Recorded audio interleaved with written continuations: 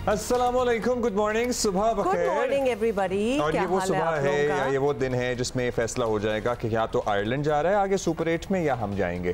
भाई मैं तो ईद के बारे में सोच रही हूँ और मुझे आज वो फील्स हो रही हैं जैसे कि वो चांद रात टाइप फील्स नहीं होती। भी लग रहा है। थैंक यू, इसीलिए तो मैंने रेड पहना है क्योंकि मुझे आज जरा दिल चाह रहा था ये दिन मनाने को, क्योंकि नेक्स्ट जब हम मिलेंगे तो ईद होगी।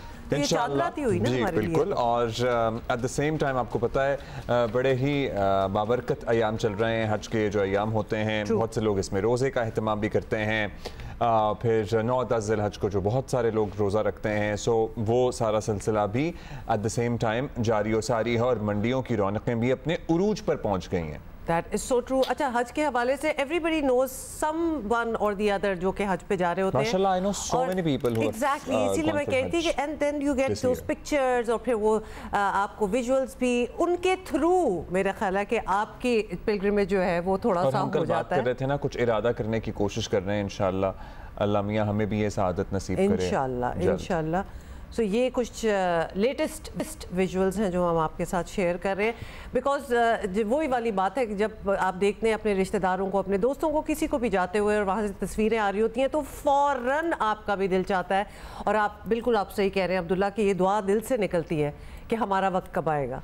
और गर्मी बहुत है, सो ज़रा खैरियत भी मालूम करते रहें। जो हुज्जाज कराम हैं वो तो ज़ाहिर है उन्हें पता ही है किस तरह से एहतियाती तदाबीर इख्तियार करनी है। छतरी है, गीले तौलिए हैं, पानी का इस्तेमाल है, ये सारा कुछ चल रहा है। वो वाटर स्प्रिंकलर्स भी चल रहे होते हैं। इट इज़ मतलब what else would you expect in June in Saudi Arabia, as in it is terribly hot. It is quite a challenge definitely. वहाँ जो लोग होंगे, अच्छा वहाँ की जो हुकूमत भी जो है 52 डिग्री तक भी गया है। आपको पता है कि वहाँ अलर्ट्स भी जारी किए जा रहे हैं लोगों को, मतलब हिदायत भी दी जा रही है क्योंकि बहुत अच्छी तरह सारों को ये अंदाज़ा है कि ये बड़ी किलर किस्म की धूप है। हीट स्ट्रोक होने के भी बहुत ख़तरे हैं, तो लोगों को यही एडवाइस किया जा रहा है कि अपने आप को एक तो हाइड्रेटेड रखें और छतरी ज़रूर यूज़ करें। तो अम्ब्रेला के बगैर तो निकले ही ना, मतलब सर को कवर करना बहुत ज़रूरी है। ही सही मुशक्कत कोशिश का नाम। So, yeah, ये भी आपने सही कहा। जितना मर्जी आप 5 स्टार कर लें, there would always be an effort involved in it. हाँ, मतलब 5 स्टार तो वो इवेंचुअली जब आप and it doesn't matter जिस जो हो सकता है, लेकिन at the end of the day the ritual is the same for everybody। तो वो तो करना ही करना होगा। चलें जी, ये तो अब मैं आ जाऊँ T20 वर्ल्ड कप पे। दिल नहीं चाह रहा था ना वैसे। T20 वर्ल्ड कप में आज अमेरिका और आयरलैंड का मैच होना है। अब ये मैच होना है या नहीं होना, ये भी इंतहाई अहम सवाल है, लेकिन एट द सेम टाइम अगर आयरलैंड ये मैच जीत गया तो वो हमारी जगह पहुंच जाएगा आगे, या फिर अमेरिका ये मैच जीत गया। इन एनी केस अगर इस मैच का कोई भी फैसला हो गया, लेकिन जो भी फैसला हो गया वो तो बात की बात है। फ्लोरिडा का जो मौसम है ना, वो कोई फैसला होने देगा कि नहीं देगा, ये दैट्स आल्सो अनदर क्वेश्चन। तो फ्लोरिडा का मौसम गुज़िश्ता 2 रोज़ से काफ़ी ख़राब है और बारिश ने मुकाबला ना होने दिया। तो आपको पता ही है कि ग्रीन शर्ट्स जो हैं वो सुपर 8 मरहले से डेफिनेटली ही बाहर हो जाएंगे। हमारे लिए आइडियल सिनेरियो ये है कि ये मैच हो और इस मैच में अमेरिका हार जाए। सो या फ्लोरिडा में बहुत बारिश हो रही है भाई। मैं एक बात बताऊं, I don't want to sound like I don't care, लेकिन अगर पाकिस्तान बाहर हो जाता है तो हो जाता है। मतलब हमने क्या शुरू के मैचेस देखे, मतलब honestly this is a world cup, तो उसमें the best of the best should be there ना। अब we are not doing the best, तो फिर हम क्या उम्मीदें लगाएं कि जी हम किसी तरीके से घुसा के धिक्के मार के हम घुस जाएं। क्यों घुसे? I don't want to consume myself, या मैं उसे कहते हैं जैसे गम में घुलना कहते हैं ना, वो कंजम्पशन होती है। So I don't want to consume myself इस गम में कि भाई हम नहीं जाएंगे, बस ठीक है हम because we did not perform well. और माशाल्लाह हमारे कुछ जो खिलाड़ियों के बयानात हैं उनसे लग रहा है कि उनको कोई फर्क नहीं पड़ता, क्योंकि वो तो कह रहे हैं कि हमें बहुत अच्छा खेला, हो गया तो हो गया, हमारे तो खैर बड़े सीरियस अब्दुल्ला इश्यूज भी हैं हमारे क्रिकेट में, लेकिन देयर आर टाइम्स जब नहीं होता तो नहीं होता। We need to you know come back and rethink the entire strategy and whatever else, हजार और चीजें। और हमें तो वैसे आदत होनी चाहिए, हम अभी तो गुजरे हैं नवंबर में सारी चीज से, जब हमारा वनडे इंटरनेशनल वर्ल्ड कप हुआ था भारत में। We have been through the same।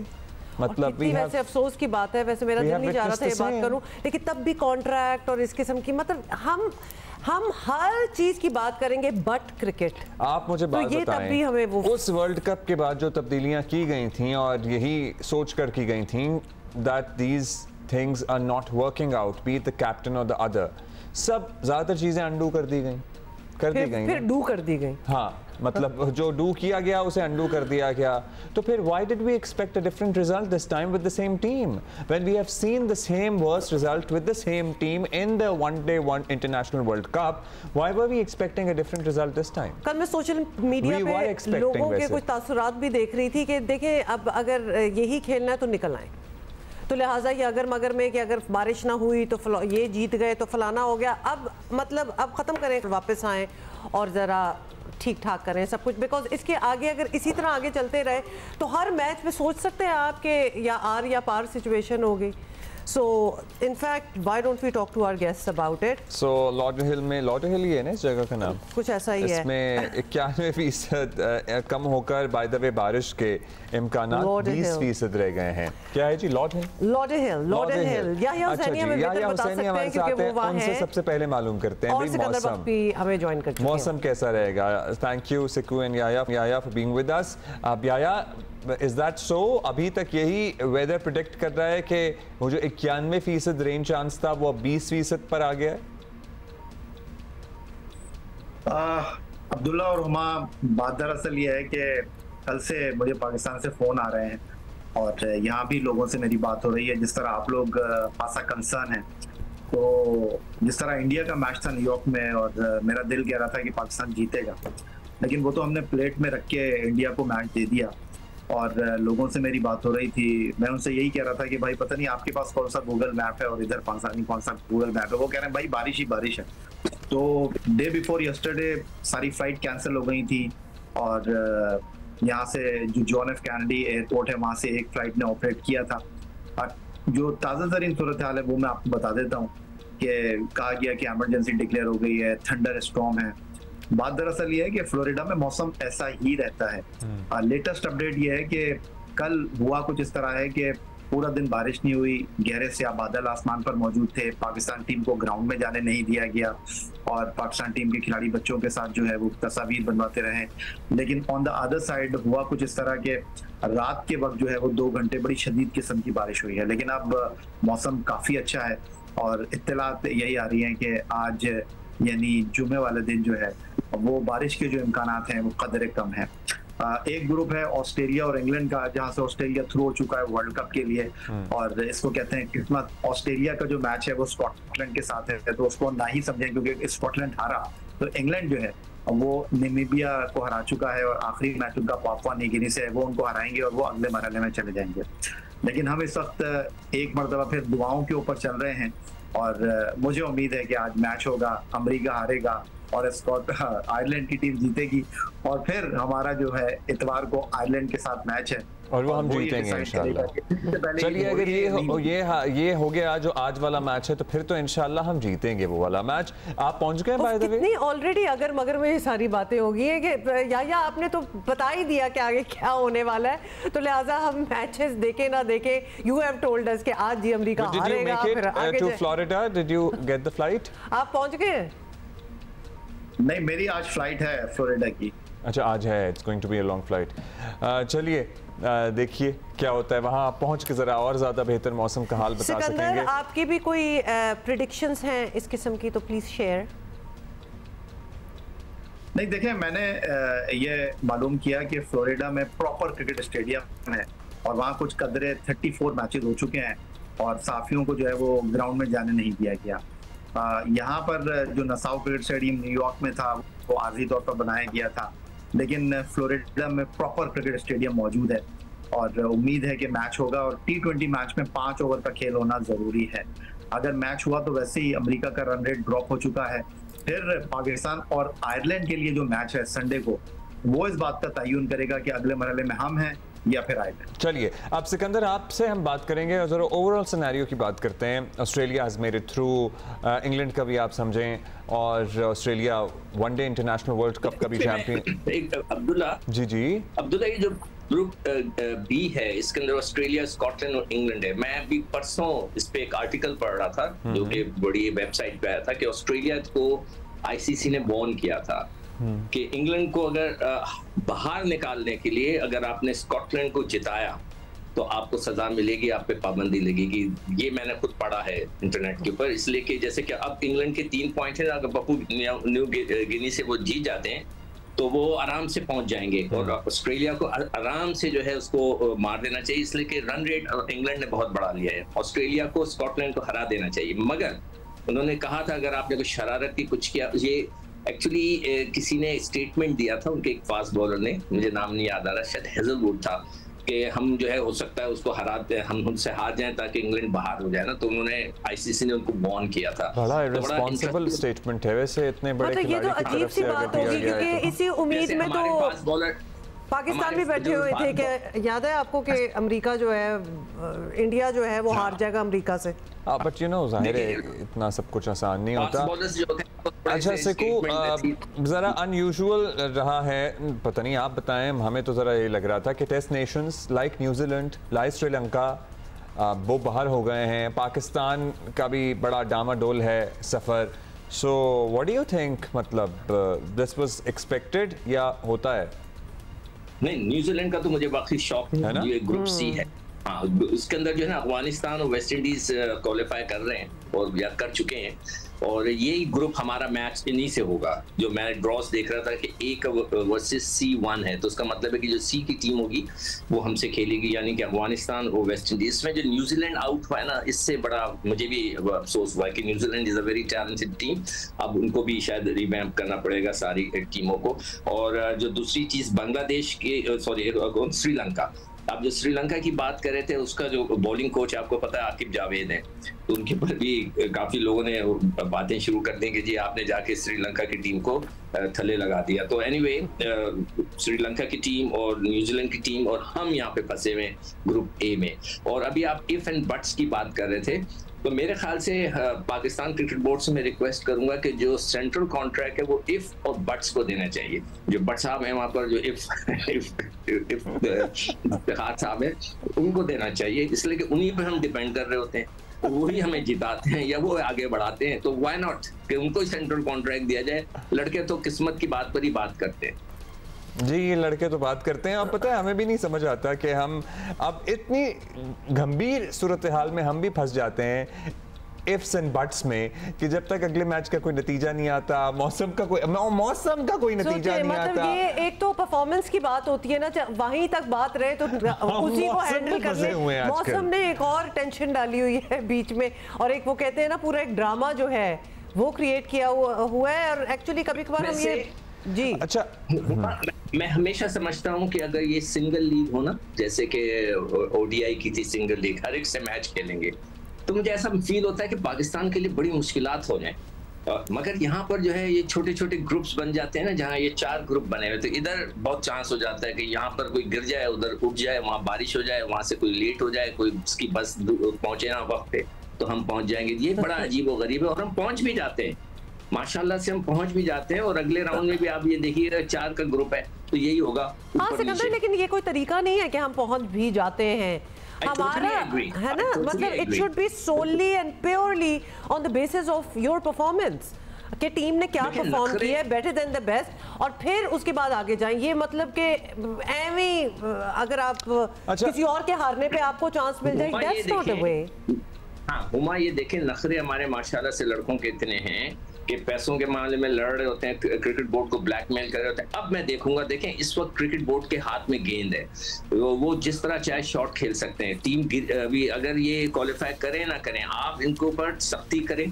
और वर्ल्ड कप का सफर अभी वैसे चल रहा है, अगर जीत जाते हैं तो कुछ बोले ना, अभी हम अभी मेरा ख्याल है अभी चेयरमैन साहब भी कुछ ना बोलें और हम भी कुछ ना बोलें, ये सबके लिए बेहतर है। और इंतजार करें और उसके बाद फैसले बोलें ना, मतलब बोलना वैसे फैसला करें, ये ना करें। मैंने तो द एक्शंस शुड स्पीक। मैंने तो पहले कहा है कि सेंट्रल कॉन्ट्रैक्ट सारे जो है ना, ये फिटनेस टेस्ट से, फर्स्ट क्लास क्रिकेट से, और ये अच्छा या आप बताइएगा, और सिकंदर आपसे भी बाद में पूछेंगे, मतलब हमने हर टीम में किसी न किसी खिलाड़ी की मैच विनिंग परफॉर्मेंस देखी है, या आप ज़रा हम पहले बताएं, मतलब हमारे यहाँ कोई भी ऐसी परफॉर्मेंस नहीं है अब तक के सफ़र में जो हम कहें कि जी हमने खैर मैच ही कितने जीते हैं, लेकिन पूरा मैच निकाल जाता है एक बंदा। Even if the rest of the team collapses, एक बंदा, एक खिलाड़ी आता है, टिकता है, पूरा मैच निकाल जाता है। So what is there in them जो कि हमारे में मिसिंग है आजकल, अब इन दिस दौर? देखिए अब्दुल्ला, ये तो मिसिंग आपके पास है ही। आपके पास जब अच्छी मवाफिक सिचुएशन होती है तो आप लोग सामने वाली टीमों को ठोक देते हैं, और जहां पर कुछ मुश्किल सूरत हाल आती है तो पिच को मोरद इल्जाम ठहरा दिया जाता है, कंडीशन के ऊपर बात होने लगती है। लेकिन दे आर प्रोफेशनल्स, तो प्रोफेशनल्स का काम तो ये है कि हर सूरत हाल में खेलें। लेकिन अगर आपको याद हो, आज से 8 महीने पहले जब भारत में T20 वर्ल्ड कप हो रहा था 50 ओवर का, तो during the tournament Chaudhary Kashyap, जो उस वक्त चेयरमैन क्रिकेट बोर्ड थे, उनका एक स्टेटमेंट सामने आया कि भाई ये क्रिकेट टीम जो है इंज़मामुल हक और बाबर आजम ने सेलेक्ट की है। आपको याद होगा कितना उसके ऊपर शोर मच गया था। अब मोहसिन रजा नकवी साहब ने भारत के खिलाफ मैच के बाद स्टेटमेंट दे दिया जो मीडिया की जीनत बना कि इस टीम को सर्जरी की जरूरत है। लेकिन अब लग रहा है कि पांव के नीचे से कालीन निकल गया है, वो यू टर्न लेने जा रहे हैं, क्योंकि अब मैंने ये खबर पढ़ी है कि वो ये कह रहे हैं कि फिलहाल कोई सर्जरी की टीम को जरूरत नहीं है, अभी टूर्नामेंट में हमारा सफर बाकी है। तो आप अंदाजा कर लीजिए, मैं पहले ही आपको कह रहा था कि पता है क्या, मैं आपको बताता हूँ, it is his first time on this position as well, and like every Pakistani, he was also very disappointed. No, so बात ये है कि तो फिर हम उनकी जगह पे ना जाके बैठते हैं। नहीं, जब उस पोजीशन पे कोई बैठा होता है, he has to be more responsible than the others, वरना वो जगह तो खुली हुई है, आप और मैं जाके वहाँ बैठ जाते हैं, इसलिए ये गलत बात है। इस स्टेटमेंट के बाद जो बड़ी मेजर स्टेटमेंट है, आप समझें पीसीबी के चेयरमैन की तरफ से स्टेटमेंट आ जाए, कोई इस्तराब नजर आया था खिलाड़ियों में? जी आया। अब्दुल्ला, बात दरअसल ये बड़े तहम्मुल का मुजाहरा करना चाहिए। आपसे मैं ये जानना चाहता हूँ कि आपको England and Wales cricket board के चेयरमैन का नाम पता है? आपको क्रिकेट ऑस्ट्रेलिया के चेयरमैन का नाम पता है? आपको क्रिकेट इंडिया के चेयरमैन का नाम पता है? आप जब हर वक्त टीम के साथ जाएंगे, हर दौरे पर टीम के साथ जाएंगे, और उसके बाद हर मैच के ऊपर आप टीम के पोस्टमार्टम की बात करेंगे, आप जो है उन लोगों को क्रिकेट टीम के साथ रखेंगे जिनके बारे में कहा जाएगा कि जी मुकम्मल तौर पर आशीर्वाद उनके साथ हासिल है, और अब तक तो ये क्रिकेट बोर्ड इसी तरह चला है। अब ये खबरें आ रही हैं कि फिलहाल जो है और वो इंतजार किया जा रहा है कि पाकिस्तान सुपर 8 में पहुंच जाए। लेकिन मैं आपको ये बताऊं कि भारत का बहुत आसान ग्रुप है सुपर 8 मरहले में। भारत के ग्रुप में ऑस्ट्रेलिया की टीम है, बांग्लादेश की टीम है, मोस्ट प्रोबेबली अफगानिस्तान की टीम होगी। पाकिस्तान अगर सुपर 8 मरहले के लिए क्वालिफाई करता है तो आपको खेलना पड़ेगा वेस्ट इंडीज के साथ, आपको खेलना पड़ेगा जनूबी अफ्रीका के साथ, आपको खेलना पड़ेगा इंग्लैंड के साथ। अब मसला यहाँ पर यह है कि अगर पाकिस्तान सुपर 8 मरहले के लिए क्वालिफाई नहीं कर सका तो 2026 में India ICC T20 world cup का मेजबान होगा। अब हमारी क्रिकेट के लिए, जिसमें नंबर 1 प्लेयर शामिल है, जिसमें आईसीसी रैंकिंग वाले प्लेयर शामिल है, हमारे लिए इससे ज्यादा अफसोस की क्या बात होगी कि हम बराह रास्त वर्ल्ड कप नहीं खेलेंगे अगर हम सुपर 8 मरहले के लिए क्वालिफाई नहीं करेंगे, हम क्वालिफाइंग मरहले से गुजरेंगे। तो अब आप मुझे ये बता दीजिए। मेरा ख्याल है कि शर्म तो आएगी हम सबको, लेकिन ये जरूरी भी है, एक रियलिटी चेक भी एक चाहिए होता है ना, जिसमें कि यार ये हैं हम, this is our reality, this is what we have done to the glory of Pakistan cricket. So वो reality check भी it is high time कि मिल जाए। अगर तुक्के लगते रहेंगे ना तो फिर तुक्कों पे चलता रहेगा मामला। ये मैं तो चाहता हूँ कि तुक्के ना लगे। या पहले तो आपसे ये पूछ लेते हैं कि अब ये after all the statements of surgery and all that बड़ी बातें हो रही हैं, everybody has an opinion on it, क्या तब्दीली आप देख रहे हैं? अब संडे को दोबारा, वेदर हमें अच्छा लगे बुरा लगे, टीम भी डीमोरलाइज हो ना हो, खेलना तो है, तो मैच तो है, कौन से लोग निकलेंगे, कौन से प्लेयर्स निकलेंगे, कौन से आखिरी मैच अगर हुआ तो अबरार उतरेंगे ग्राउंड में? वो कौन है अबरार? तो फिलहाल मैं नहीं देख रहा कि अबरार जो है वो ये मैच में आपको खेलते हुए दिखाई देंगे। मिस्ट्री थे वो सिकंदर। हाँ, लेकिन चेंजेस क्या या आप देख रहे हैं? कहीं वो ट्रायंगल में गायब तो नहीं हो गए? नहीं, फिलहाल तो चेंज के ऊपर बात ही नहीं हुआ, क्योंकि आपको प्रैक्टिस करने का मौका मयसर ही नहीं आया है। और दूसरी तरफ अब आपके पास 2 दिन है, आज का दिन है और कल का दिन है, आपको क्रिकेट की प्रैक्टिस मिलती है या नहीं मिलती है। लेकिन सारी उदासी, सारा दिल का बड़ा होना, सारा हौसला बढ़ना, सारा अज़्म आज के नतीजे के ऊपर डिपेंड करेगा। आज अगर आयरलैंड की टीम जीत गई तो आप समझें कि बकरा ईद से पहले हमारी जो बकरा ईद है वो शुरू हो जाएगी। एक बार फिर हमारी तवज्जो पाकिस्तान क्रिकेट टीम की तरफ चली जाएगी। आज एक बार फिर उम्मीदों के चिराग रोशन हो जाएंगे। और फिर वो आपको याद है ना, 2022 में T20 वर्ल्ड कप ऑस्ट्रेलिया में हो रहा था और हैरानकुन तौर पर एडिलेड में जनूबी अफ्रीका की टीम नीदरलैंड से हार गई थी और हम अगले मरहले में पहुंच गए थे। तो बहरहाल पाकिस्तान की क्रिकेट में ये पहली बार नहीं हो रहा। 92 वर्ल्ड कप भी आपको याद है, उसके अलावा आपको अच्छी तरीके से याद है कि जिस तरह 2022 में हम पहुंचे और 1999 में हमारी कितनी तगड़ी टीम थी। एक तो ये 92 का वर्ल्ड कप है ना, ये हमें ले डूबेगा क्यों, आपको बता दें एक दफा। वो भी कोई ये तरीकेकार, एक सेकंड सारे चुप हो जाएं, वो कोई ऐसा तरीकेकार नहीं था which was ideal to get to the place where we did. उसमें भी बहुत हमने कन्या खा के इधर उधर कोई निकला तो हम आए, हमारी जगह बनी, उसमें भी हम इसी तरह पहुंचे थे and eventually we won the whole tournament. हम अपनी जमा के we deserve to be here, वो टाइम हमारा कब आएगा? Sikandar, we need a response in this. वो जो टूर्नामेंट था ना, वो जो फॉर्मेट था, जैसे 2023 वर्ल्ड कप का फॉर्मेट था, वो बेहतरीन फॉर्मेट था कि आपको हर टीम के साथ मुकाबला करना था। वरना होता ही है कि 2 ग्रुप में होते हैं, आपको सामने वाली टीम से खेलने का मौका नहीं मिलता, तो वो सबसे बेहतरीन फॉर्मेट था। लेकिन इस बार जो इन्होंने 20 टीमों का तजुर्बा किया, अब यहाँ से सिर्फ और सिर्फ अमेरिका वाहिद टीम है जो एसोसिएट मुल्क की टीम है जिसने 2 मैच जीते, सरप्राइज किया, पहले कनाडा को मारा, फिर पाकिस्तान को मारा। अगर पाकिस्तान की टीम अगले मरहले में पहुंच गई तो फिर आप देखिएगा कि वही जो टीमें थी, बड़ी टीमें थी, वही आपको अंदर जाती हुई ऐसे में कदर आती है ना कि यार क्या था, अमेरिका से जीत जाना चाहिए था यार। मतलब अब इस पे गुस्सा चढ़ता है, फिर इस पे तब चढ़ती है। मतलब चले भारत का तो एक वो नर्वस ब्रेकडाउन भी हम एक्सपेक्ट करते हैं, भारत के साथ खेलते हुए हो सकता है। जी सिकंदर, हुमा का सवाल है पुराने वाला। नहीं, पुराने वाला सवाल नहीं है, मेरा सवाल ये है कि क्या हम कभी ऐसे जीतेंगे कि इतनी डिसाइसिव विन्स हो हमारी कि कोई ये ना कर सके कि जी वो हारा है तो ये आया है। हाँ। नहीं, ये this deserve to be in. 1980 से लेकर 2024 आ गया और इफ एंड बट्स अभी तक वह मौजूद हैं। वो अभी भी पाकिस्तान क्रिकेट टीम के लिए खेल रहे हैं। तो ये कहना कि हम लोग जो है ना लड़कों को सर पे चढ़ा लेते हैं, ये लड़के भी सर पे चढ़े कि मैं किंग हूँ, अपने मीडिया ग्रुप बनाया हुआ है और वो बस उनकी तस्वीरें, एक और साहब हैं उनकी तस्वीरें आ रही हैं कि उन्होंने क्या तीर मारा है। वो भूल गए वो साहब कि उन्होंने 7 वाइट बॉलें कराकर पूरी टीम का बेड़ा गर्क कर दिया, उस मैच का बेड़ा गर्क कर दिया। मगर उनके जो लोग हैं, जो उनका मीडिया है, जो उनको बैक करता है, वो जो है धड़ाधड़ उनकी तस्वीरें, उनकी पुरानी तस्वीरें, उनकी चले बस सिकंदर, मतलब ऑस्ट्रेलिया की टीम अभी जो वर्ल्ड कप जीती थी और जब वो एयरपोर्ट पहुंचे थे तो वो लिटरली अकेले ट्रॉफी भी नहीं थी शायद, या पता नहीं थी, वो हाथ पकड़ के अकेले आए, अपनी गाड़ियों बैठे निकल गए। मतलब that was another level all together. वो दूसरा एक्सट्रीम है। इन एनी केस बात दरअसल ये अब्दुल्ला तो सीरियस बात ये है, यू आर प्रोफेशनल, आपको पैसे मिलते हैं, 60 लाख रुपया मिलता है। अच्छा, okay, that's all the time we have. Thank you Sikandar, thank you Yaya, thank you Yaya. अच्छा, but you sleep and then take a flight later. Budget से पहले तो ऑब्वियसली आपको याद ही होगा कि हुकूमत ये मानने को तैयार ही नहीं थी कि मुल्क की मईशत का बोझ कमोबेश अकेले ही उठाए तनख्वाहदार तबके पर टैक्सेस का मजीद बोझ डाला जा रहा है। याद है ना आपको, कितनी बार हमने भी इसका जिक्र किया है, लेकिन नहीं माने ही नहीं। लेकिन ऐसा ही हुआ और कल पोस्ट बजट प्रेस कॉन्फ्रेंस में वफाकी वजीर ख़जाना सेनेटर मोहम्मद औरंगजेब ने इसकी तस्दीक भी कर दी। अब क्या कहा उन्होंने, खुद ही सुन लें। एग्जेम्पशन वाला कैटेगरी थी उसको बरकरार रखा गया है। इसी तरह जो टॉप स्लैब है 35% वाली, वो भी उसी तरह बरकरार है। As you compare it with the non salaried class, तो जिसमें ये सारे प्रोफेशनल कम्युनिटी आती है, उसको तो हम 45% पे ले गए हैं। तो इसलिए as far as we concern at this point in time,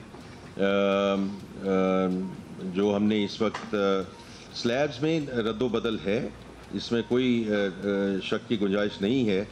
और ये जो नंबर जो है ये मजमूई तौर पे एक बड़ा नंबर नज़र आता है, लेकिन अगर आप इंडिविजुअल लेवल पे देखें तो इसमें इतना बड़ा इसमें जो है बर्डन वो नहीं है कि जो टैक्स बेस है उसको वसी करना है। दिस सब 10% tax to GDP ratio is simply not sustainable, इसको हमने अगले 2 से 3 सालों में इसको भी है, हर साल हमने इसको लेके जाना है ताकि 13% के करीब अगले 3 साल में हम इस टैक्स टू GDP को रेशियो को ले जा सकें।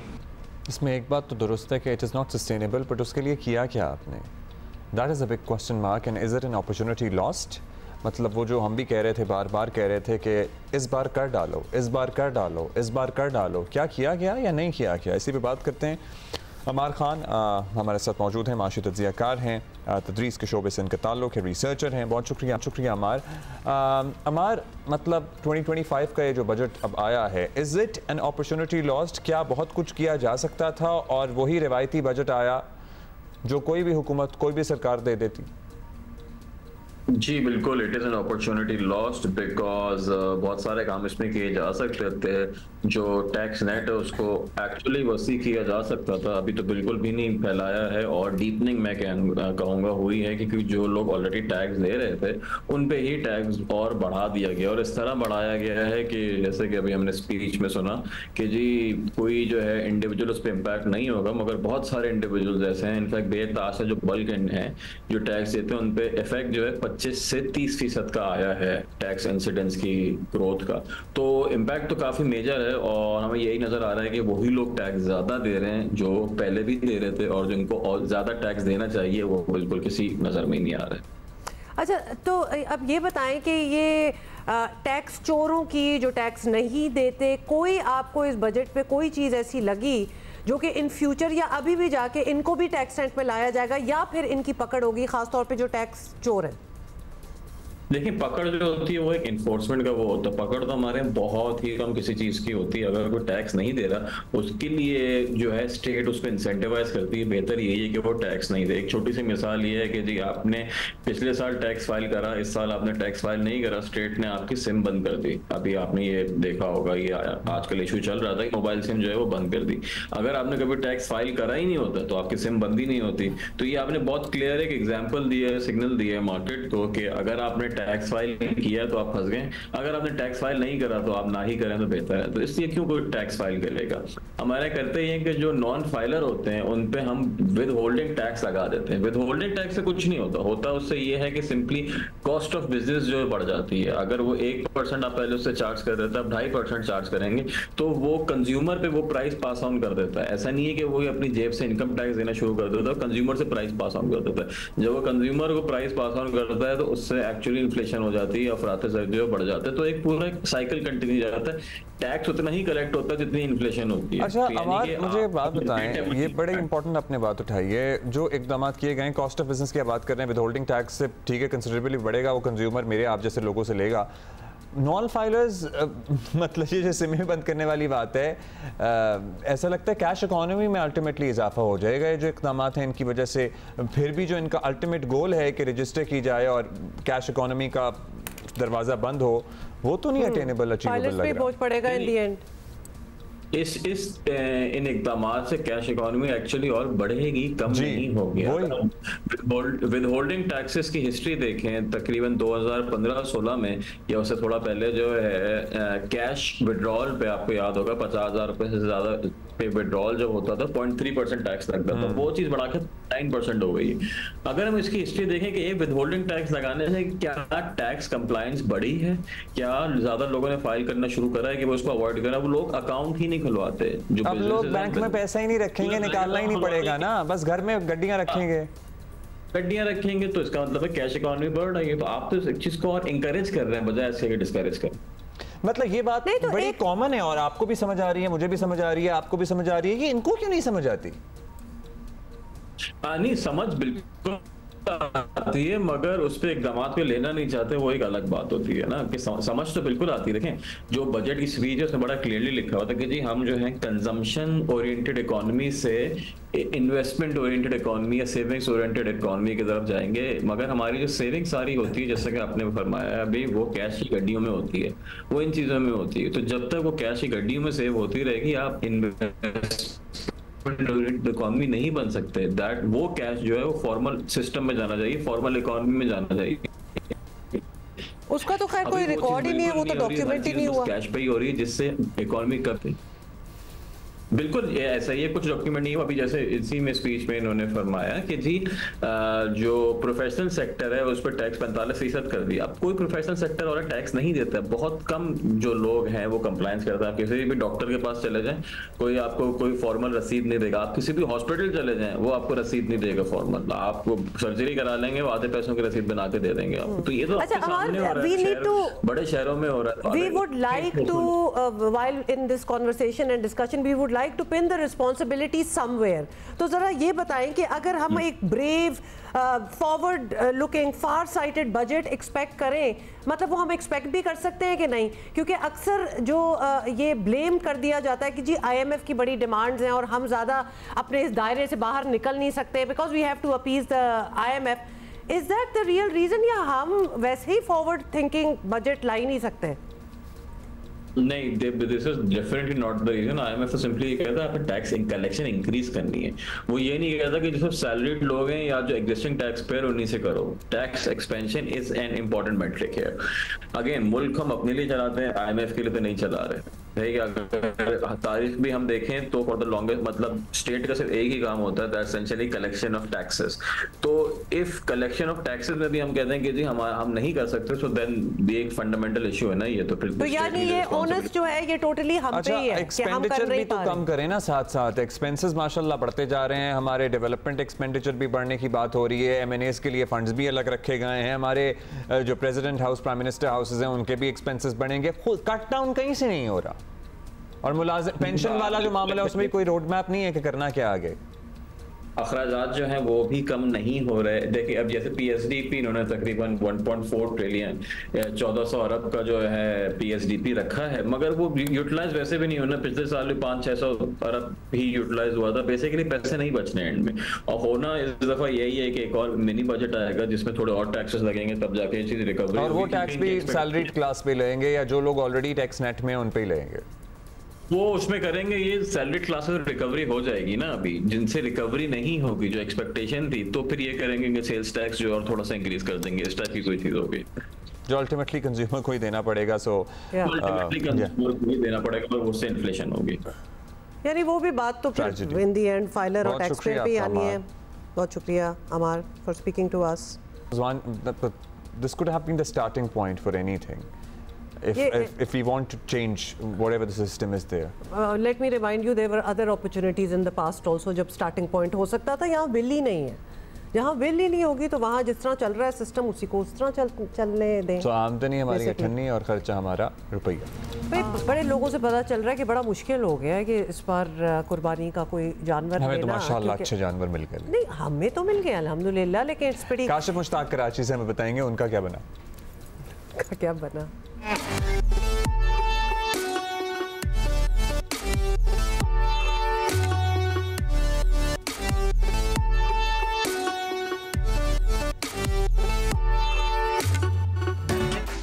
आज बिल्कुल इन जानवरों को देखकर आपको अंदाज़ा हो गया होगा कि हम इस वक्त एक मवेशी मंडी में मौजूद हैं। ये मवेशी मंडी कौन सी है और यहाँ किस तरह के जानवर हैं और जो व्यापारी हैं और शहरी हैं उनके दरमियान किस तरह भाव-ताव हो रहा है, ये तो आपको बताएंगे। लेकिन अब तक ये बताते हैं कि जो नॉर्दर्न बाईपास पर मवेशी मंडी कायम है जिसमें हम मौजूद हैं, वहाँ अब तक कितने जानवर आ चुके हैं, कितनों का सौदा हो गया और ये सौदे हो किस तरह रहे हैं। हमारे साथ मंडी इंतजामिया के लोग मौजूद हैं। इस वक्त जो जानवर आ चुके हैं वो 1.25 लाख के करीब आ गए थे, मगर जो अभी निकल चुके हैं वो तकरीबन 50% यहाँ पे निकल चुके हैं और यहाँ पे लोग आ रहे हैं और ख़रीदारी तेज़ी से जारी है। कम से कम जानवर 80,000 से लेके 1 लाख का है और ज़्यादा से ज़्यादा 75 लाख 1 करोड़ रुपए तक का 1 करोड़ का भी जानवर है और लोग खरीद रहे हैं। लोग खरीद रहे हैं, जिनको अल्लाह ताला ने जितनी इस्तात दी है उतनी हिसाब से जानवर खरीद रहे हैं। बछड़ा लग रहा है मुझे, बड़ा खूबसूरत सा है। अगर व्यापारी इसके 1.5 लाख रुपए कहता है तो मैं इसके क्या लगाऊं और अपने लिए ले जाऊँ? देखिए हमारे पास मसला ये है कि हम अगर व्यापारी 1.5 लाख कहता है ना, हम इसके 70,000 रुपये लगा देते हैं। अब वो बेचारा 70,000 में कहाँ से देगा? तो ये कितने में खरीदना चाहिए ये वाला? देखिए अगर 1.5 लाख कह रहा है, कम से कम 1.20-1.30 में तक वो दे देगा। मैं अपने कैमरामैन अदनान हैदर से कहूँगा कि वो आपको ये जानवर दिखाएं। काफ़ी ज़्यादा अच्छा है, सेहतमंद ये जानवर है। इसका सौदा भी देखते हैं कि कितने तक का होता है। साथ साथ जो मुख्तलिफ किस्म के खूबसूरत जानवर यहाँ मौजूद हैं उनका भी सौदा देखेंगे कि शहरी किस तरह कर रहे हैं। चूँकि गर्मी है, दिन के औकात में तो रश मंडी में थोड़ा सा कम होता है, रात के औकात में जो मंडी में रश है वो बहुत ज़्यादा होता है। इस वक्त सूरत हाल ये है कि व्यापारी बहुत ज़्यादा डिमांड कर रहे हैं मुख्तलिफ जानवरों की, जिसकी वजह से जो ख़रीदार हैं वो थोड़े से हमें परेशान नज़र आते हैं। लेकिन कहते ये हैं कि सुन्नत इब्राहिमी अदा करनी है तो इसके लिए जानवर लेना भी बहुत ज़रूरी है। तो खूबसूरत जानवर है, भाव-ताव भी जारी है शहरियों की जानिब से और साथ साथ जो है वो मंडी इंतजामिया ये कोशिश कर रही है कि तमाम तर जो फैसिलिटीज़ हैं वो लोगों को प्रोवाइड की जाएँ ताकि किसी भी किस्म की परेशानी से वो बच सके। लेकिन जो 1 करोड़ का जानवर है जिस तरह वो कह रहे थे, तो वो मतलब वो वैसे डोनेट कर दें 1 crore. I don't get it कि इतना महंगा जानवर क्यों लेंगे। अच्छा जी, अब ज़रा एक और बात करते हैं और आपको बताएं कि कल पंजाब का बजट पेश किया जाना था और उस अहम इजलास से चंद घंटे पहले पाकिस्तान पीपल्स पार्टी ने इसमें शरीक ना होने का ऐलान कर दिया। इजलास में जो हाथापाई हुई सो हुई, विजुअल्स हैं, कुछ दिखा दें हम, ये लो। और ऐवान से बाहर बैठी पीपल्स पार्टी को मनाने की कोई कोशिश भी कामयाब ना हुई। पीपल्स पार्टी ने अपने तहफ़्फ़ुज़ात की एक फहरिस्त जारी कर दी है। कुछ ऐसे भी इशूज हैं जो रिलेटेड टू प्राइम मिनिस्टर हैं, कुछ रिलेटेड टू चीफ मिनिस्टर हैं, तो इसलिए उनकी इन्वॉल्वमेंट भी है, तो इसके उसकी स्ट्रेटजी बनाए। पहले दिन मुज़ाकरात हुए थे, दैट वाज इन राइटिंग। जो इन राइटिंग हमारे मामलात हैं, हम सिर्फ चाहते हैं उनको इम्प्लीमेंट हो जाए। हम ये कह रहे हैं कि बजट जो बन रहा है उस पे हमें भी हमारी राय भी दी जाए। जैसे मैंने पहले भी कहा था, we need a space in Punjab, तो उस स्पेस को क्रिएट करने के लिए वो एटमॉस्फेयर बनना ज़रूरी है। ऑलराइट, और रात जी न्यूज़ के प्रोग्राम आज शाहज़ेब खानज़ादा के साथ में सेनेटर शहरी रहमान ने यही बातें दोहराईं, जिनके जवाब में वज़ीर आज़म की मुशीर राना सनाउल्लाह ने तासुर दिया कि ऐसा कुछ सीरियस मामला नहीं है, जल्द हल कर लेंगे। बहरहाल इस टेंशन को हुकूमत के सियासी मुखालिफ तहरीक इंसाफ वाले एक विंडो के तौर पर ज़रूर देख रहे हैं। अब इशारा ये दिया जा रहा है कि पीपल्स पार्टी को इंगेज किया जा सकता है, प्रॉबली फ्रॉम PTI। अगर पीपल्स पार्टी जो है अपना अवामी सियासत पे आ जाती है, जो भुट्टो साहब का और बेनज़ीर का था, पावर पॉलिटिक्स से निकल जाती है। देखें, जब पावर पॉलिटिक्स में करते हैं, या आप इलेक्टेबल्स की सियासत करते हैं या आप फिर मुक़्तदर हल्के की गुलामी में चले जाते हैं। इस वक्त बदकिस्मती से पीपल्स पार्टी बैसाखियों के साथ जो है इन रियासती ओहदों में आई है। पीपल्स पार्टी अगर अवामी सियासत पे आती है तो क्यों नहीं, कौन सा जो है कोई हमारी कोई ऐसी जद्दी पुश्ती दुश्मनियाँ तो होती नहीं है। सो सियासी और नज़रियाती इख्तलाफ है। नज़रियाती इख्तलाफ सिर्फ ये है कि पीपल्स पॉलिटिक्स करो भाई, जमहूरियत की बात करो। अच्छा, एक तो ये हो रहा है और दूसरा इसकी साइड लाइन पे बहुत कुछ चल रहा है। आजकल इमरान खान के मौक़िफ़ के करीब समझे जाने वाले मौलाना फजल रहमान से वज़ीर आज़म शहबाज शरीफ ने अचानक मुलाकात कर ली, तो उधर तहरीक इंसाफ पार्लियामेंटेरियंस वाले साबिक वज़ीर आला खैबर पख्तूनख्वा महमूद खान बिलावल भुट्टो से भी मिले। तो देखना ये है कि ये सब चंद मुतालबात की मंजूरी तक महदूद इशूज़ रहते हैं या सियासी मंजरनामे पर नई सफबंदियां हो सकती हैं, कुछ भी एक्चुअली हो सकता है। पीपल्स पार्टी से हमारे साथ मौजूद हैं शाजिया मरी साहिबा, सीनियर रहनुमा हैं। बहुत शुक्रिया, आपने वक्त दिया। अब बताइएगा रिजर्वेशंस पहले तो गिलानी साहब की ज़ुबान में हमने सुने, कल शहरी रहमान साहिबा भी फरमा रही थी। What exactly is the issue and has this issue occurred out of the blue एकदम से, या फिर इशूज कुछ अरसे से चल रहे हैं आप लोगों के, एज इन जितने भी अरसे से हुकूमत चल रही है? Thank you very much both of you for having me on the show.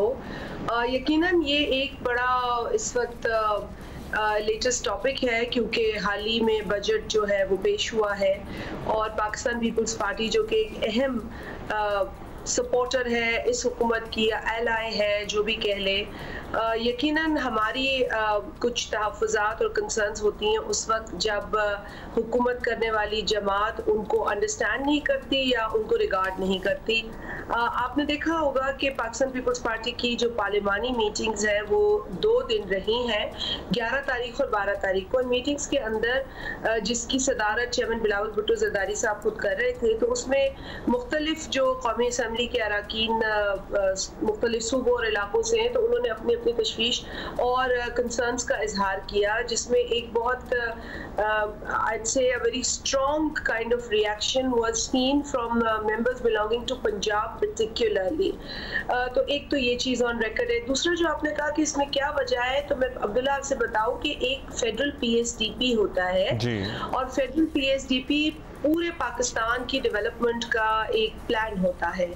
और जब हुकूमत साजी का अमल शुरू हो रहा था तो पाकिस्तान पीपल्स पार्टी और नून लीग के दरमियान चंद नुकात पर एग्रीमेंट हुआ था। उसमें एक नुक्ता ये भी था जो कि बहुत अहम है कि जो अपकमिंग फेडरल पीएसटीपी होगा और दीगर जितने भी पीएसडीपी बनेंगे उसमें पाकिस्तान पीपल्स पार्टी के साथ एग्रीमेंट होगा और वो एक अग्रीड पीएसटीपी होगा। वो ये यूनिलैटरली बनाकर हमें पेश कर दिया या ब्रीफ उस पर कर दिया नहीं जाएगा, बल्कि वो हमारे साथ बैठकर उस पर एग्रीमेंट होगा और फिर वो जो अप्रूवल की स्टेजेस हैं या सो एंड सो फोर्थ उस पर जाएगा। तो पहले तो ये वायलेशन जो है बड़ी वाज़े हमें नजर आई, पीएसडीपी बन गया, हमें पता नहीं चला, हमें ब्रीफिंग कर दी गई और बता दिया गया कि जी ये पीएसडीपी है। So this was actually quite a serious violation जिसके ऊपर बहुत सारी बात हुई। पंजाब के लोगों ने, बलूचिस्तान, केपी, ये सिंध इंक्लूडेड, सिंध के साथ तो चले चीफ मिनिस्टर साहब नेशनल इकोनॉमिक काउंसिल की जो मीटिंग है उसमें आए, उन्होंने वहां पर अपना मौक़िफ़ पेश किया, स्ट्रांगली पेश किया, कुछ चीजें वो मनवा भी गए। लेकिन इस तरह का स्पेस या इस तरह की अपॉर्चुनिटी हमें हर सूबे में नहीं है। शादी साहब ये ओके, इट्स मेकिंग सेंस आप क्या कह रही हैं। ऑल्दो राना सनाउल्लाह साहब का कहना है कि कोई भी सीरियस मैटर नहीं है, जो भी है हम सारा कुछ हल कर लेंगे। लेकिन इस किस्म के अगर लैप्सेस हो रहे हैं और कंसल्टेशन नहीं हो रही, मशवरे नहीं हो रहे, तो इसको आप किस डायरेक्शन में जाती हुई देख रही हैं? बात कहाँ तक आएगी? किस तरह डील करना है इसको आगे जाके? बिकॉज इस तरह तो चीज़ें पाइल अप होती जाएंगी। Exactly, हुमान, thank you for understanding our viewpoint this way, because वाकई चीज़ें इस तरह, देखिए बात एक या दो चीज़ की नहीं है, बात एक ट्रस्ट की है। You know, there shouldn't be a breach of trust anywhere. We want to work with the government. We want to support them, particularly जो मुल्क के हालात हैं। आप भी अपने शो पे मुल्क के हालात का जिक्र करते हैं और लोग भी मीडिया पर, और हालात जो सोसाइटी में हैं वो तशवीशनाक है। तो हमें इस वक्त डिवाइड की ज़रूरत नहीं है, हमें इस वक्त यूनिटी की ज़रूरत है। और हम भी ये it's good that Rana Sanaullah साहब ने कहा कि हल हो जाएंगे, अच्छी बात है, हमें पॉजिटिव अप्रोच से काम करना चाहिए। लेकिन अगर नून लीग जो कि हुकूमती जमात है, काबीना उनके पास है, वजीर आजम साहब अपनी पोजीशन पे बैठे हैं और उनके साथ हमने 15 माह की वर्किंग की है, we had not very bad experience, he does understand things. हमें हैरत है कि क्यों इतनी बड़ी वायलेशन हुई इतने बड़े इशू के ऊपर। वजीर आजम साहब को अपनी टीम से पूछना चाहिए कि उनकी कमिटमेंट थी, उनकी कमिटमेंट को डिसऑनर क्यों किया, क्योंकि मैं समझती हूँ ये तो वजीर आजम साहब की भी के लिए भी एक तशवीशनाक बात है कि उनकी जानिब से की गई एक इतनी बड़ी कमिटमेंट को वायलेट किया गया। और अगर इस तरह होता रहेगा तो जिस ट्रस्ट के बुनियाद पर हम काम कर रहे हैं वो तो शेक होता रहेगा। And I don't think how long, I mean इतनी कितना अरसा ये चल सकता है। I mean this is unfortunate that I have to say all this. चलिए, आपने बड़ी अहम बात कर दी। आप कह रही हैं कि कितना अरसा ये चल सकता है, ये भी देखना होगा। अब आगे का सियासी मंजरनामा क्या बनता है वो तो है, लेकिन आपका इत्तेहाद किस डायरेक्शन में जाता है एक आपके लिए मैटर ऑफ कंसर्न है, लेकिन मुल्क किस डायरेक्शन में जा रहा है, क्या इस पे भी आपको कंसर्न हुआ? क्योंकि जो बजट आया है बड़ा रिवायती सा बजट है, कोई मेजर रिफॉर्म नहीं है, जो ऑलरेडी टैक्स नेट में है उन्हीं पर मजीद बोझ डाला गया है। It's not a bold budget, it is not a bold budget. और अगर आप लोग साथ होते तो जाहिर है बहुत सारे फैसले लिए जाने चाहिए थे जो इस बजट में नहीं लिए गए। विद होल्डिंग टैक्स बढ़ाने से जो माशी माहिरीन है वो कह रहे जी कैश इकोनॉमी के हजम में इजाफा होगा, ये कोई रिफॉर्म्स नहीं है, ये एक अपॉर्चुनिटी थी जो लूज कर दी गई।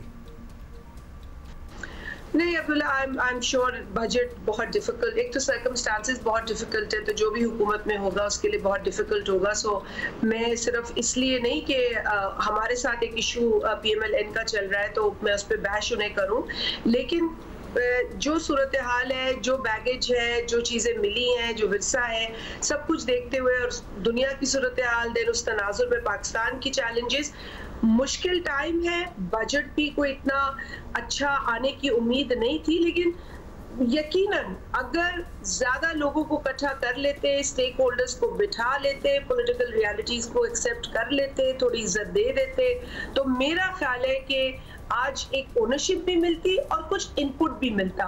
और यही डेवलपमेंट बजट के साथ इन्होंने किया है। अब आप देखेंगे आइंदा आने वाले दिनों में कि जो डेवलपमेंट स्कीम्स बनी है उसका भी कुछ हाल इतना अच्छा नहीं है, क्योंकि उसमें इनपुट नहीं है ना। You know, if you take people along, you get greater ownership. तो मैं समझती हूँ कि नून लीग ने तो ये मौका अपना गवाया है to get more political ownership and to get more input from stakeholders. I hope कि ये जिस तरह इजी ले रहे मामलात को उसी आसानी से सुलझा दें, लेकिन अदरवाइज क्या आप एंगेज करेंगे? अगर पीटीआई आपसे एंगेजमेंट करती है, लतीफ खोसा साहब कह रहे हैं कि जी अगर पीपल्स पार्टी अवामी सियासत करती है और ये पावर पॉलिटिक्स से बाहर निकलती है तो why not we may also engage with them. So is there a possibility के Abdullah people's party is not in power politics? ये लतीफ खोसा साहब ने कहा, तो उनका बयान में कोट कर रहा था। चेयरमैन बिलावल साहब ने डे 1 से कहा है कि आप वल्नरेबल तबके को सपोर्ट करें, आप किसानों को रिलीफ दें, आप मजदूर की सैलरी बढ़ाएं, सैलरीज पे गौर करें, आप महंगाई के तनाजुर में जो भी इंक्रीज करनी है उसको करें। ये नहीं है कि आपने महंगाई जो है वो 100% बढ़ा दी है और अब पीनट्स है सैलरी तबके को दे रहे। तो आई थिंक बैलेंस के लिए फिर सब्सिडीज पे उन्होंने बात की कि जितनी सब्सिडी देनी है आप उनको दें जिस तबके को मजबूत करना है। आपका एग्रीकल्चर जो आपके जीडीपी का एक बड़ा अहम जुज है, आपने उसके साथ क्या किया है? हमें आप ये सोच रहे हैं कि जी कारखाने चलेंगे, कारखाने उस वक्त चलेंगे जब आपकी ज़रात मजबूत होगी। इस लिंक को समझने की जरूरत है। अच्छा शाजिया साहब, ये chairman Peoples Party has been saying. अच्छा, ये तो बहुत सी आपने बातें कर दी, बीच में बहुत सी सजेशंस भी दे दी, लेकिन ऑब्वियसली स्टेक होल्डर्स को बीच में लिया ही नहीं किया, तो क्या बजट और क्या आगे बात करना। लेकिन इसका एंड रिजल्ट क्या है? क्या आप सिर्फ पॉइंट आउट कर रही हैं चीज़ें that did not work out well, या फिर हम कुछ उस डायरेक्शन में जा रहे हैं जहां ये इत्तेहाद जो है दोनों पार्टी का वो भी इन क्वेश्चन है? नहीं, अब मैं देखिए आई एम एन ऑप्टिमिस्ट। जिस पार्टी को बिलोंग करती हूँ वो भी स्पॉइलर नहीं है, ना ब्लैकमेल करने में यकीन रखती है। हमने मुश्किल तरीन ऑपोजिशन के अंदर भी हमेशा उस वक्त की हुकूमत को कोशिश की कि जी स्पेस दी जाए, उनको मौका दिया जाए। मामलात जब इस नहज पे हुकूमत की जानिब से पहुंचते हैं तब भी मामलात बिगड़ते हैं। तो I feel that Noon League has to act more I'd say seriously, because at this point in time वो बहुत easy ले रहे हैं। एक तरफ उन्हें उस जमात का सामना है जिसने अखाड़ा बनाया हुआ है नेशनल असेंबली को, which I don't agree with, because protest के भी एक तरीके होते हैं और अवामी प्रोटेस्ट के भी तरीके होते हैं और करना चाहिए protest if the government is not working according to the desired results जो हमें मिलने चाहिए। लेकिन having said that, अब मिसाल मैं आप दोनों को एक देती हूँ कि कल मेरे सामने एक चीज़ आई कि इनकम टैक्स के हवाले से उन्होंने टैक्स लगा दिया है उन आलात पर फार्मास्यूटिकल के जिनका डायरेक्ट ताल्लुक जो है वो कार्डियोवैस्कुलर डिजीजेस से है।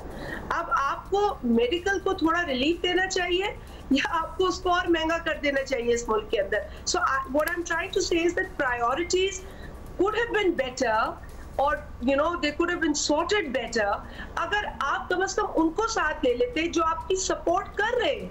लेकिन आपने उनके साथ भी बात करना जरूरी नहीं समझा।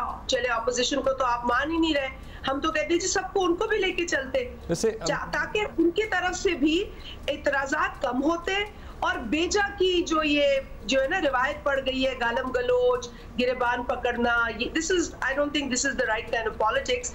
बट अगर उनको भी बिठा लेते तो आज कम से कम आप उनको कह सकते थे मुड़ के कि जी we briefed you on this well ahead in time so that you could have given your input. लेकिन ऐसा तो उन्होंने हमारे साथ भी नहीं किया। पीपल्स पार्टी एक बड़ी जमात है, हमने उनको सपोर्ट इसलिए किया कि इस वक्त पाकिस्तान को सिविलिटी की जरूरत है मौशी तौर पर। तो अभी इस सूरत हाल में शाजी साहिबा जो पीटीआई एक अपॉर्चुनिटी देख रही है, एक विंडो देख रही है, तो क्या कहीं ना कहीं आपकी एंगेजमेंट, आप लोगों की एंगेजमेंट हुई है उनसे या हो सकती है मुस्तकबिल में? और सिंध में भी आज बजट पेश किया जा रहा है, सो उसमें क्या रिलीफ होगा आवाम के लिए? देखिए सिंध के अंदर भी यकीनन जैसे मैंने कहा चैलेंज तो होगा, but I am hoping that the Sindh government, क्योंकि पीपल्स पार्टी का मैनिफेस्टो है और पीपल्स पार्टी के मैनिफेस्टो की रोशनी में बहुत सारी चीज़ें उस बजट में आपको नजर आएंगी। आपको गरीब तबके के लिए और ख़ास तौर पे ये जो बिजली का एक बहुत बड़ा अजाब बना हुआ है 20-20 घंटे की लोड शेडिंग का, उसमें सोलर एक रिलीफ हो सकती है गरीब लोगों के लिए, तो सिंध बजट में आपको वो नजर आएगा।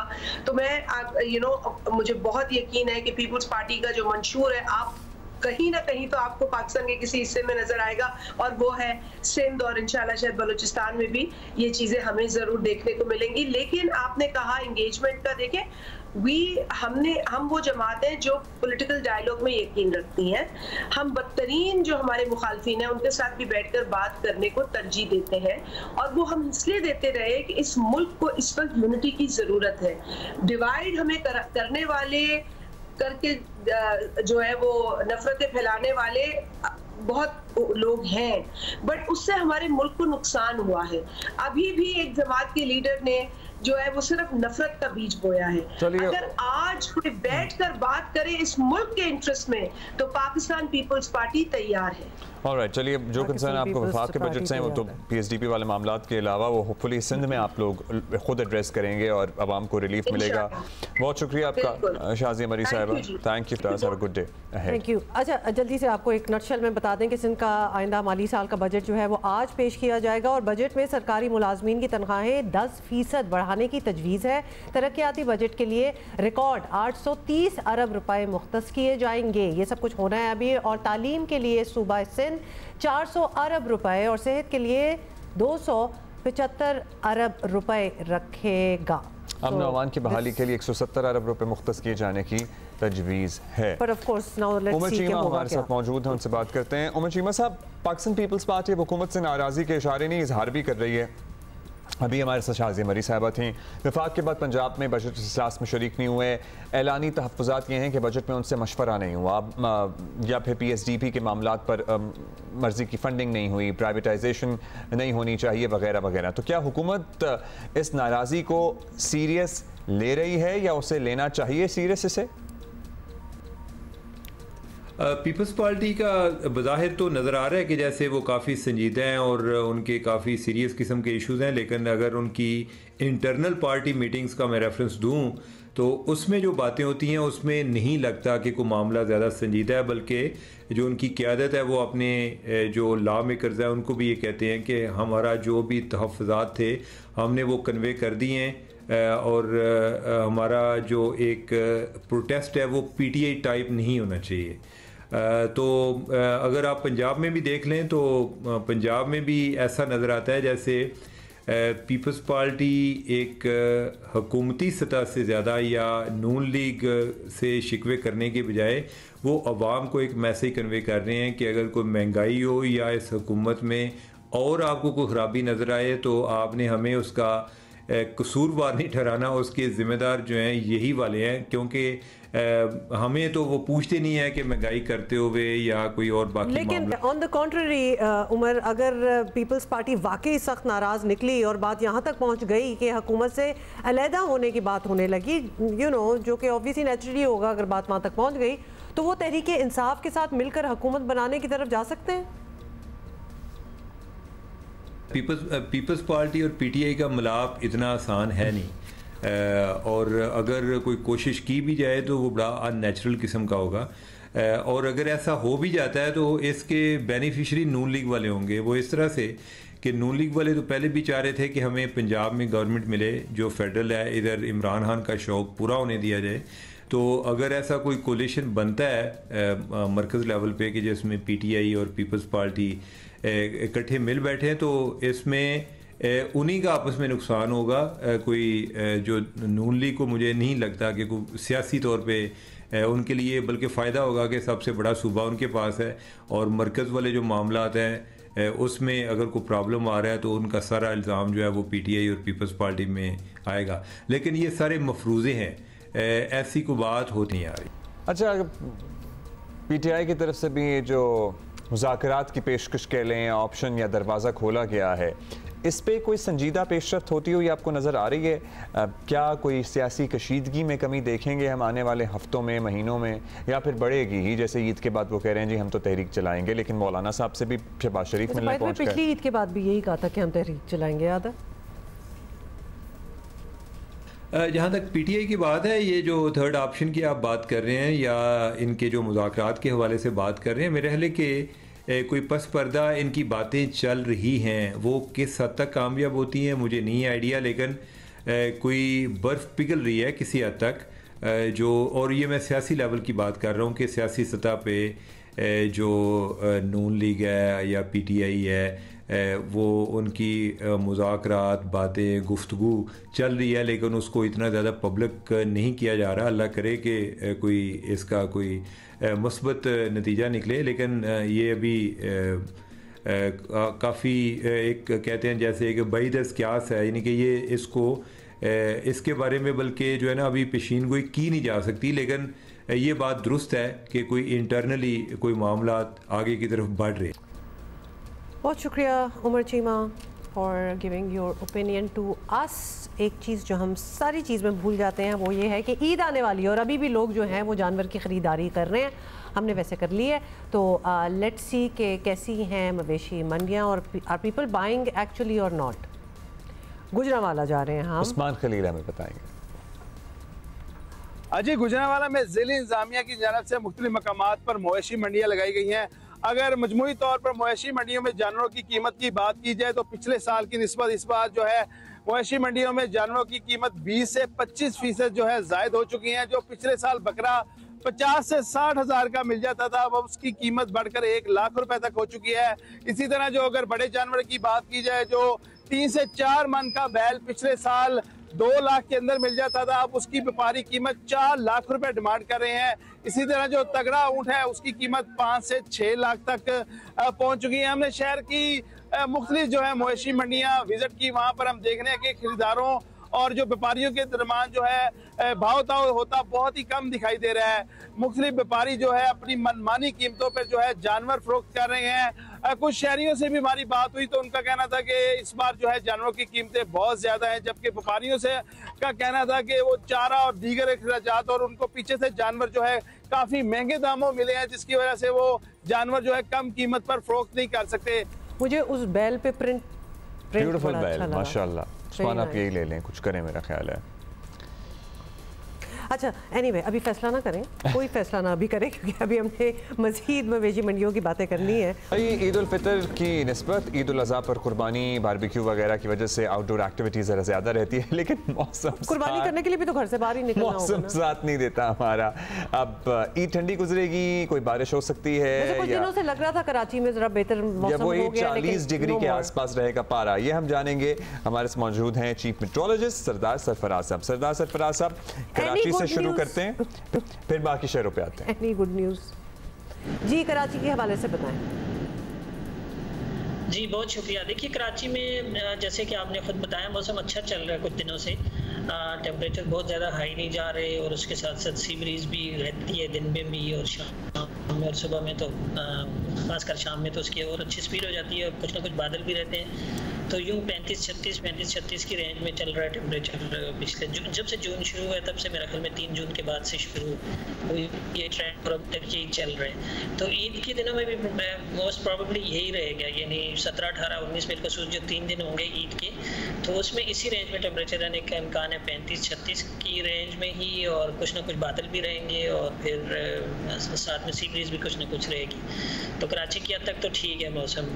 बाकी एरियाज़ में भी ना कोई बहुत ज़्यादा गर्म नहीं है, सिवाय जैकोबाद साइड के, वहाँ दोबारा 47-48 की रेंज में चला गया टेम्परेचर, लेकिन निस्बतन बेहतर है पहले के मुकाबले में। जो मई के दिनों में हमने बहुत सीवियर हीट वेव देखी थी तो उसके लिहाज से कुछ कम है।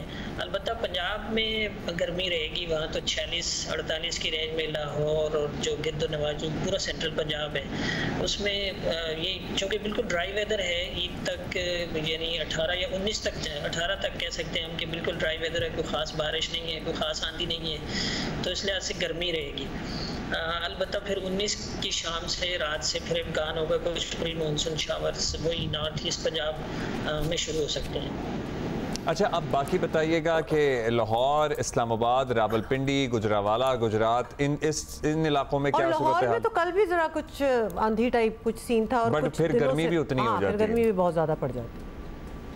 जी वो लोकली होता है, हीटिंग की वजह से कुछ शाम में चांसेस होते हैं कोई किसी जगह पे आंधी चल जाए, कोई पासिंग शावर्स हो जाए, थोड़ी देर के लिए टेम्परेचर नीचे आता है, लेकिन अदरवाइज गर्मी रहेगा। लाहौर में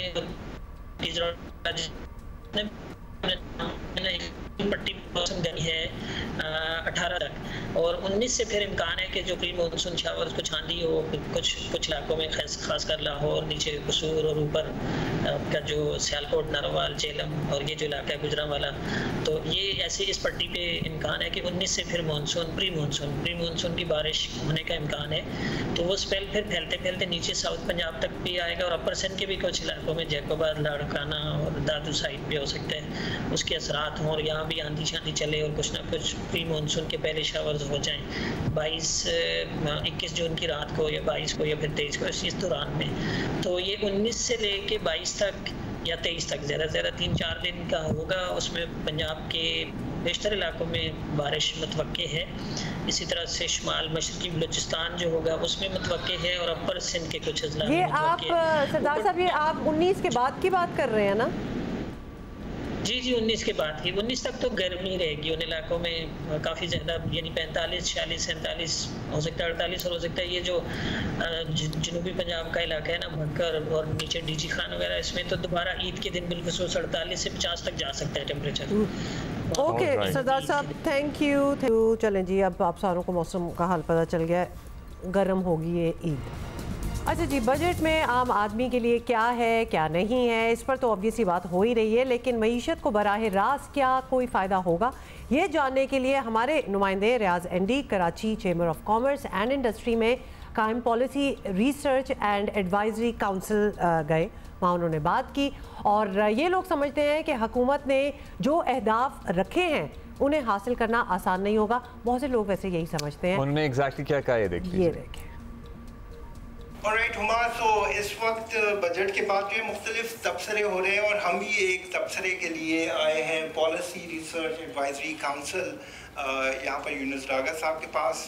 सबसे पहला सवाल तो यही होना चाहिए कि क्या है, what is your first view on budget? नई हुकूमत जब आती है उसका पहला जो बजट होता है वो एक सिग्नल होता है, पॉलिसी सिग्नल होता है कि हम इकोनॉमी को किस डायरेक्शन में अगले 5 साल लेके चलेंगे। ये सिर्फ एक टैक्सेशन की लिस्ट नहीं होती जिस तरह के कल अनाउंस किया गया, तो मुझे थोड़ी सी तवक्को उससे बेहतर थी इस बजट से। दूसरा, इस बजट के अंदर जिस तरह के दावा किया गया कि वर्टिकल और हॉरिजॉन्टल इक्विटी रखी जाएगी वो भी नज़र नहीं आती। जैसे कि मैं बात करूँगा जो कम तनख्वाह वाले लोग हैं उसका वही स्लैब रखा गया है 50,000 का, उससे उसको बढ़ाया नहीं गया। उस दौरान में आप देखें पिछले 3 साल से कितनी इन्फ्लेशन बढ़ गई है, उस महंगाई के बाद इसको मज़ीद ऊपर आना चाहिए था, तो उसमें नहीं किया गया, तो वो इक्विटी वाली बात नज़र नहीं आती। और हायर जो सैलरी के लोग हैं उनको दे दिया गया कि 35% से ज़्यादा उन पर नहीं टैक्स लगाया जाएगा।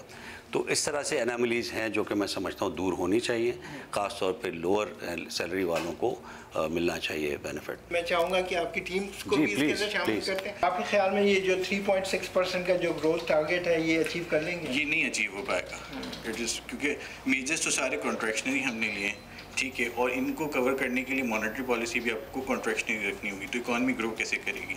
दोनों साइड से जब हम इकॉनमी को कॉन्ट्रैक्ट करने की बात करेंगे तो राइट। सो ये बिल्कुल इसका एक डेफिनेटली सोशल इम्पैक्ट भी है डॉक्टर साहब, तो ये भी ज़रा मालूम कर लेते हैं। ओवरऑल आपके ख्याल में बजट इज़ नॉट जो एक्सपेक्टेड था वो मैच नहीं किया उन्होंने, क्योंकि बातें वही जो हम रिफॉर्म्स की करते हैं कि हम पेंशन में ये ला रहे हैं, हम पेंशन में वो ला रहे हैं, कंट्रीब्यूटरी पेंशन की बात की गई है, एक फिस्कल पैक्ट की भी बात की गई है, लेकिन वो मेजर्स जो पिछले एक साल में आपको करने चाहिए थे वो लेट हो गए उसमें। अगर वो पिछले साल हम कर लेते तो हम इस साल कोई नई डेवलपमेंट चले, लेकिन कहते हैं be late but be late तो उम्मीदें तो अभी भी है। What is on Pakistan overall, क्या कहते हैं? हम बहुत अमीर लोग हैं, हमारा बस एक इंतज़ाम अच्छा कर लें तो मैं बिल्कुल मैं I am always positive about Pakistan in terms के हमारे पास रिसोर्सेज बहुत हैं, हमारे पास पॉलिसीज़ का प्रॉब्लम है, कंटिन्यूटी का प्रॉब्लम है, तो अगर पॉलिसीज़ ठीक हो, कंटिन्यूटी उसको मिले, अनसर्टेनिटी मुल्क से दूर हो, तो पाकिस्तान के पास तरक्की करने के अलावा और कोई रास्ता नहीं। पाकिस्तान का ओवरऑल जो एक आउटलुक है इट्स वेरी पॉजिटिव। हमें एक पॉलिसी चाहिए, उसका फ्रेमवर्क चाहिए और तसलसल चाहिए। अगर ये डिलीवर कर देते हैं तो हाईवे पे हैं, वरना ये कि वही रोलिंग स्टोन रहेंगे। और दागा साहब का कहना है कि इस बजट में वो जो डायरेक्शन है वो नज़र नहीं आ रही। सो ये है जो एक्सपर्ट्स की राय है, वो भी ये कह रहे हैं कि बहुत सारे वादे जो किए गए थे, पेंशन पॉलिसी एट्सेट्रा वैसा कुछ हुआ नहीं है, और जो टारगेट्स रखे गए हैं उन्हें हासिल करना बहुत ही मुश्किल काम होगा। अभी हम दोबारा से बकरा मंडियों का रुख करेंगे और भाई अब ये पता लग रहा है कि दाम एकदम व्यापारियों ने बढ़ा दिए हैं। बता तो रही हूँ मैं कब से आपको कि ऐसा ही हो रहा है। तो हमें बता रहे हैं इलियास रजा फ्रॉम राजनपुर। ईद कुर्बान जो ही करीब आती जा रही है, मवेशी मंडी में खरीदारों का रश बढ़ता जा रहा है, जानवर की तादाद भी बहुत ज्यादा है और जो रेट है कभी कम होता है कभी ज्यादा होता है। तो आज की मंडी का जो सूरत हाल है वो हम देखते हैं, खरीदार से भी पूछते हैं कि क्या रेट है और जो फरोख्त कर रहा है उससे भी पूछते हैं कि आज रेट क्यों महंगा है। तो जानवर सस्ता है महंगा है? जानवर महंगा है। वजह क्या महंगी है? कोई समझ नहीं आ रही। कोई कहता है कि कराची नहीं बिक रहा है इसलिए कोई लाहौर में महंगा हो रहा है, लाहौर वाले कहते हैं कराची में महंगा हो रहा है। हाँ तो यही था कि खूबसूरत होता है, माशाल्लाह है भी खूबसूरत, लेकिन रेट खूबसूरत नहीं है। रेट बहुत ज्यादा है आप कह रहे हैं इसका? क्या सूरत है मंडी की? महंगे है जानवर। तो आपने लिया अभी तक? नहीं लिया? नहीं लिया अभी तक। तो वापस जाने आप? जी जी। हमारे बकरे नहीं बिक रहे, हम बहुत खिदमत की है इन बकरों के, जानवरों का रेट भी नहीं लगा रहे, हम गरीब आदमी कहाँ जाए। बहुत चराते हैं लोग, खवाते हैं, बहुत खर्चा करते हैं, जो खर्चा किया है वो पूरा नहीं देते, उतना पूरा रेट नहीं देते। जी आपको मंडी की सूरत हाल दिखाई है। जो खरीदार है वो चाहता है कि मैं सुन्नत इब्राहिम अदा करूं और मुझे जानवर सही रेट में मिले और खूबसूरत जानवर मिले, लेकिन जो फरोख्त करने वाला है वो चाहता है कि मेरा जानवर महंगे दामों में फरोख्त हो, क्योंकि मैंने इस पर मेहनत की है। अब ईद को कुछ दिन बाकी रह गए हैं तो लोग बड़ी कोशिश कर रहे हैं, अपना जानवर खरीद कर यहाँ से जा रहे हैं ताकि अपनी सुन्नत इब्राहिम को वो अदा कर सके। हमारा नेक्स्ट मैंने इलियास रजा से इंशाल्लाह अगले साल हमने रब्ता करना है और हमें राजनपुर से बकरे चाहिए, बिकॉज जो खूबसूरत बकरे राजनपुर के होते हैं वो कहीं नहीं देखे आप अब तक, मैंने जितने भी हमारे पास रिपोर्ट्स आई हैं, बिकॉज लंबे कान सफ़ेद ब्यूटीफुल राजनपुर के बकरे बाय द वे सब जगह मशहूर हैं। अच्छा, लेकिन वो मैं चूंकि भाई को आउटसोर्स करती हूँ तो आप ज़रूर जाइएगा राजनपुर। जी जी ज़रूर जाइएगा और मेरे लिए भी फिर लेके आना। अच्छा, लाहौर से हमें बता रही हैं हफ्सा उस्मान। जो बिल्कुल इस वक्त मैं शाहपुर कांजरा की मवेशी मंडी में हूँ। ईद उल अज़हा आने में जो है वो बस चंद ही रोज़ बाकी हैं और यहाँ पे जो है वो लोग भी आना शुरू हो गए हैं, जानवरों की ख़रीदारी भी कर रहे हैं। और अगर आपको हमारे कैमरामैन दिखा सके, महकमा लाइव स्टॉक ने जो है वो यहाँ पे मेडिकल कैंप भी लगाया गया है जानवरों के लिए। अगर कोई बीमार है या गर्मी से जो है उसकी थोड़ी सी हालत गैर हो रही है तो यहाँ पर फ़ौरी तौर पर जो है वो इंतज़ामात महकमा लाइव स्टॉक की जानिब से किए गए हैं कि यहाँ पर फ़ौरी उन जानवरों का जो है वो ट्रीटमेंट किया जा सके। यहाँ पे 24/7 एक डॉक्टर भी, वेटनरी डॉक्टर भी मौजूद होते हैं जो कि जानवरों का इलाज करते हैं। हमारे साथ मौजूद हैं, हमसे थोड़ी सी बात भी करते हैं। यहाँ पे जो जानवर आ रहे हैं वो तंदुरुस्त जानवर आ रहे हैं अल्हम्दुलिल्लाह। जितने भी जो फार्मर हजरात हैं वो अपने सेहतमंद जानवर जो है जो कुर्बानी के लायक हो जाते हैं और उस उम्र को पहुँच चुके होते हैं वही आते हैं और वो सेहतमंद होते हैं। बाकी यहाँ पे जो ज़्यादा प्रॉब्लम अभी आ रही है वो ये है कि दूर दराज से सफ़र करके आते हैं तो वो ज़रा थकावट होती है उनको, ये प्रॉब्लम ज़्यादा रिपोर्ट हुई है, उसका हम उसको ट्रीटमेंट दे देते हैं। सर जो है वो उतारते वक्त ट्रकों से और ट्रकों पे चढ़ाते वक्त जानवरों को जो है वो अक्सर चोट लग जाती है, तो उसका क्या ट्रीटमेंट? यहाँ पे गवर्नमेंट ऑफ पंजाब ने बाकायदा इंतज़ामात किए हुए हैं। अगर आप जाती हैं तो वहाँ पे जैसे रैंप बने हुए हैं तो जानवरों को बड़े एहतियात से उतारा जाता है, लेकिन फिर भी खुदा न खास्ता अगर कोई हो जाए तो हमारे पास अद्वियात मौजूद हैं। मेडिकल कैंप जो है वो गवर्नमेंट की तरफ से लगाया गया है। महकमा लाइव स्टॉक के जितने भी वेटनरी डॉक्टर्स हैं वो यहाँ पे 24/7 अवेलेबल होते हैं और किसी किस्म का भी जानवर को कोई भी बीमारी हो या वो बहुत ज़्यादा थकावट का शिकार हो या दूसरा अगर उसको ऑफलोडिंग करते हुए कोई चोट लग गई है तो फौरी तौर पर यहाँ से जो है वो ट्रीटमेंट जानवरों को दिया जाता है। Thank you Hafsa, and that was a different thing to know कि किस तरह से जानवर जिनको मेडिकल अटेंशन की ज़रूरत है ड्यू टू गर्मी एंड हीट स्ट्रोक भी हो रहा है। और मतलब heat stroke not in the sense heat stroke जिस तरह इंसानों को होता है बट हीट इम्पैक्ट, यस। अच्छा जी, तो अब ये हो गया, अब हमने सब बता दिया आपको कि जानवर कहाँ, दाम किधर, मतलब everything we have told you. तो अभी भी 2 दिन रहते हैं ईद में। अच्छा, I like this part about the Eid कि अभी पता होता है कि किस दिन ईद है, नो सरप्राइजेस और शॉप्स देयर। तो 2 दिन हैं और डेफिनेटली इन 2 दिनों में बहुत ज़्यादा शॉपिंग होगी फॉर कसाई के अलावा भी बहुत सारी तैयारियां होती हैं घर पे, आपको पता ही है। कसाब, सॉरी, मुझे सिखाना पड़ेगा अब।